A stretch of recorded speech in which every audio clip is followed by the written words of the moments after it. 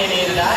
What a youth-sponsored day it is to be a crocodile. Look at that smoke machine. I feel so cool running out of there. That's awesome. Now, today is a very special day, and you may notice that there's just one Irwin here. The other members of the family are all pretty busy. It's for a good reason though, because you may have heard I'm an uncle now. How good's that? Bindi is the most amazing mum, Chandler's the most incredible dad, and my mum's now a grandmother, which is pretty funny and pretty awesome. But I think Grace is probably the most perfect little baby you've ever seen in your whole life. I'm not biased at all. She's just amazing, and we're so happy for this awesome new chapter to begin. It's a very, very exciting time. So they're all pretty preoccupied taking care of her, but today it's going to be a fun one. We have got a pretty exciting crocodile to feed today.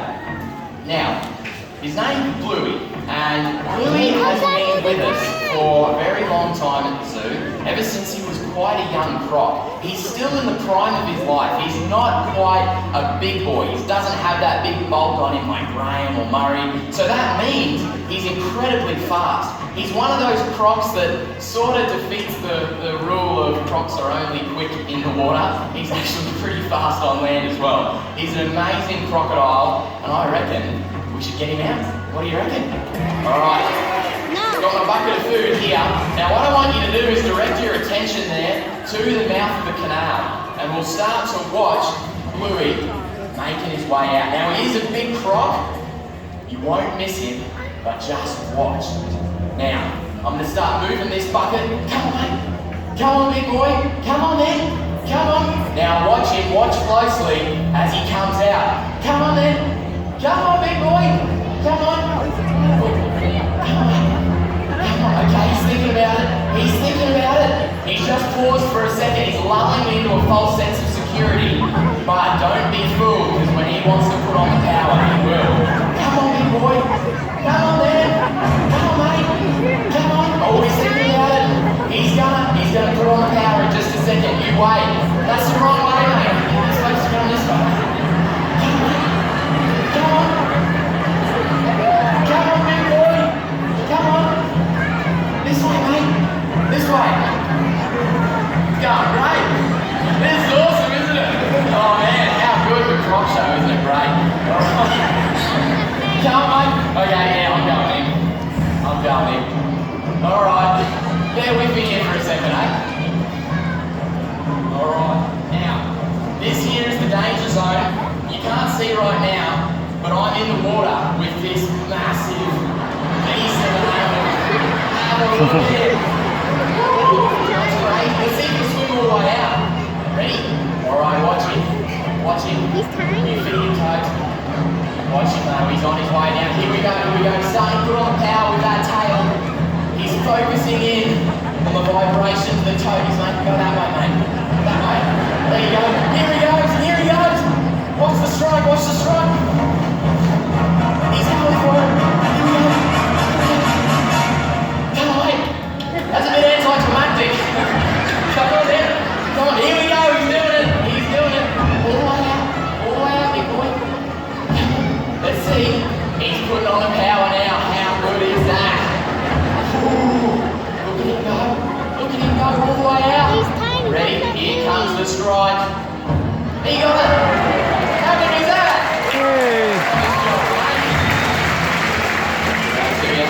Alright. Well, you may have noticed that this isn't actually Bluey. This isn't a crocodile at all. This is actually an American alligator. So, what do you reckon? Get the real Bluey, eh? Okay, I'll swap in. Got him, mate? Perfect. Alright. Oh, that's so much fun. Isn't that awesome? Isn't he cute? The alligator, not so good. But, alright. Now, I did trick you there. Pulled the sneaky on you. But don't worry, we will get the real Bluey out here. I reckon it's just about time to get him out. So, what I want you to do is start to direct your attention up to the big screen, and we'll watch Bluey making his way out in just a second. Now, good to go when you guys are. Here we go. Gates opening. There he comes. Now, Bluey, as I mentioned, he's an incredibly quick crocodile and a very smart croc too. It's a nice warm day, so chances are he's going to be pretty keen. Crocodiles are poikilothermic, they're ectotherms. Basically, that's just big words to tell you they're solar powered. So when it's really hot and the sun's shining, that's when they're really keen. You'll notice here how Bluey's kind of plodding along the bottom of the water. He's just not breaking the surface. He's sort of in stalk mode at the moment. Now, Bluey's a great crocodile because he's going to be the example that we show to you for what not to do in crocodile territory. I'm going to be the guinea pig today, basically saying what you definitely should not do. If you're up in Northern Australia, Queensland, Western Australia, Northern Territory, anywhere you find crocs, just don't do what you see us do today. Now, the easiest rule I can impart to you guys is this. This here is safe, but this is not safe.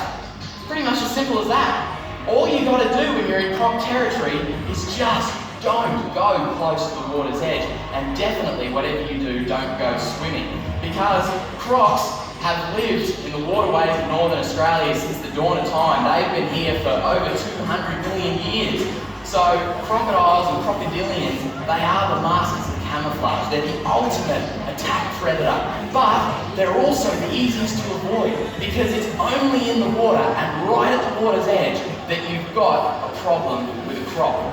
So what I'll start to do as he comes out is I'll start to stamp my feet on the edge of the pond. Now, crocs actually have what are called integumentary sense organs, these like little sensor receptors that are all over their body, and that's how they actually hone in on vibration. So if I was an animal that's approaching the water's edge and being very, very silly and having a drink and just carrying on, Bluey knows right where I am. But the ultimate danger is when you get in the water with a saltwater croc. Now, what I'll do is I'll start to stand my feet and he's going to key onto that, but you'll notice at no point does he ever break the surface. That's because he's got these scoots, these little osteodermal plates all over his body, all over his back and down his tail that create currents and countercurrents that kind of cancel each other out. So he can stalk and not make a single ripple. Now, he's starting to line up for that strike. I'm going to get your food. Come on. Now watch this. Come on, Bluey. You can see he's lining up. He's planting his feet. Here we go. What do you reckon, big boy? What do you reckon? Bluey's thinking about it.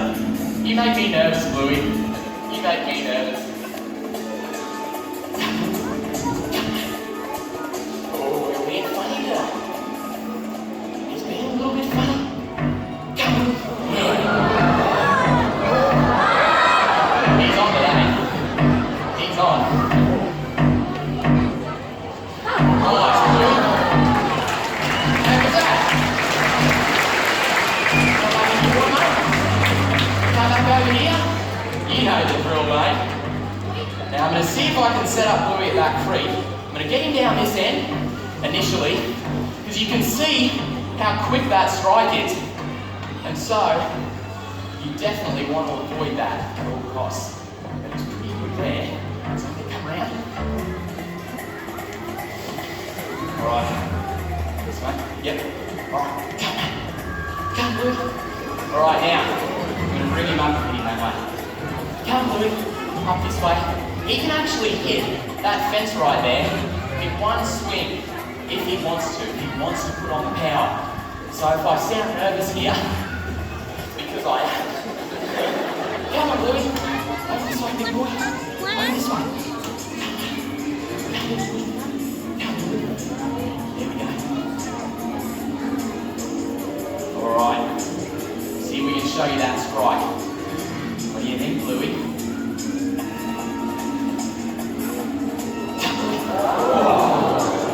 Up here, mate. Stop looking at my head. Nice, Bluey. Now, isn't he cool? He's such an awesome crocodile. I absolutely love Bluey so much.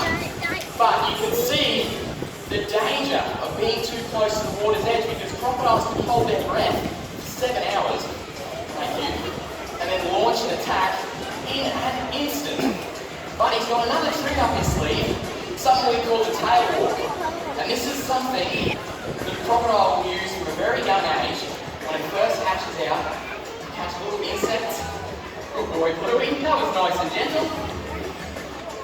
And when they're bigger, they'll be able to catch anything that flies over the water. Now, we've got his favourite here.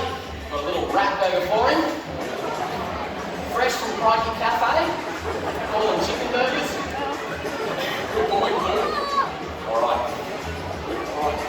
Run around. Okay. Now, what I want to do now is give you one more strike with Bluey, thanks mate, and try and show you his top speed out on land. Now keep in mind, Bluey is one of the fastest crocs that we have here, but I can still easily outrun him. Now we'll do that initial strike, okay mate, just like that. But once he's out on land, he loses that element of surprise. And he knows that. There you go, he gets his good little chicken, and you can hear as he crunches down, that's 3,000 pounds per square inch of closing jaw pressure. But once he's out on land, again, really not in any danger. In fact, see that? He's just going back to the water. I can just sit here all day. I can sit right in front of him. I can lay down in front of him. I mean, not for long, I'm not comfortable, but see how he's backing up. He wants to get back into the water. That's because he knows that is where he's dangerous. And that's where he's concealed. He feels like that unseen predator. For 200 million years, crocodiles have been the top predators. Hey mate, what do you reckon? And once he's back in the water, that's where his poetry in motion, once again. So, with these things that we've shown you today, what I want you to remember are 3 really simple rules. First of all, don't go swimming in crocodile territory. Hopefully you'll be able to see why after today. You also don't want to overhang the water in croc territory. And then of course, don't stand too close to the water's edge. It really is just common sense. If you're camping, if you're fishing, just use common sense and you'll never ever have a problem with crocs. Unfortunately though, when an attack does occur, when someone does the wrong thing in croc territory and a conflict happens, it's always the croc's fault. I mean, people blame crocs, they brand them as these evil, ugly monsters that just go around killing people. That couldn't be further from the truth. It's only when we break those simple rules and encroach on their territory that a problem will happen. Now, Bluey's done pretty well today. He's shown you some good strikes, but I reckon we should get him a big piece of food and really get him fired up. What do you think? Let's do it. All right. Thanks, mate. Now, this is a technique that we call the death roll. We'll see if he wants to do it today. We've got a nice big chunk of meat. There we go, he's on. See that? He's immediately keyed onto that vibration. He'll do that initial strike, exactly like you do in the wild, waits for the perfect moment, and there he goes. Come mate. Oh, nice and slow. Now he grabs that big chunk of meat, and immediately wants to get it back into the water. And now, I'm going to try and simulate the struggling animal to show you what he'd do in the wild. There's a death roll. How good's that? Now, crocodiles will death roll to spin an animal off its feet and drown it even quicker. Another death roll. Now, just spin around here. There you go, mate. Down here. Oh, how's that head shape?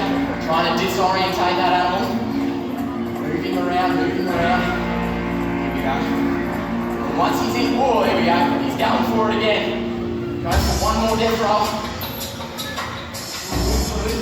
You're doing great. Alright. Here we go. Oh, there's another one, and another one. Good job, mate. Alright, let me cut it there, huh? Good job, Bluey. How good's that?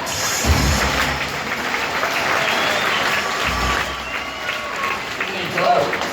Now at this point, he's got no ability to chew, so he actually has to juggle that piece of food in just the right spot and then swallow it down whole. He's not like us, he can't chew up his food. So it's a little bit awkward for him. He's just got to juggle it down, and notice how he keeps his head high above the surface of the water, so no water rushing down in there. He's got a palatal valve, which is basically a backwards facing tongue, which he can open and close to make sure he never gets waterlogged. There we go. How cool is that? He's such an awesome crocodile. I absolutely love Bluey so much. And I hope that after today, you've all been able to really gain a better appreciation for these modern day dinosaurs. My dad spent his entire life trying to teach people about why we need to love and respect these animals. Not fear them and hate them, but learn to live alongside them and appreciate their place in nature.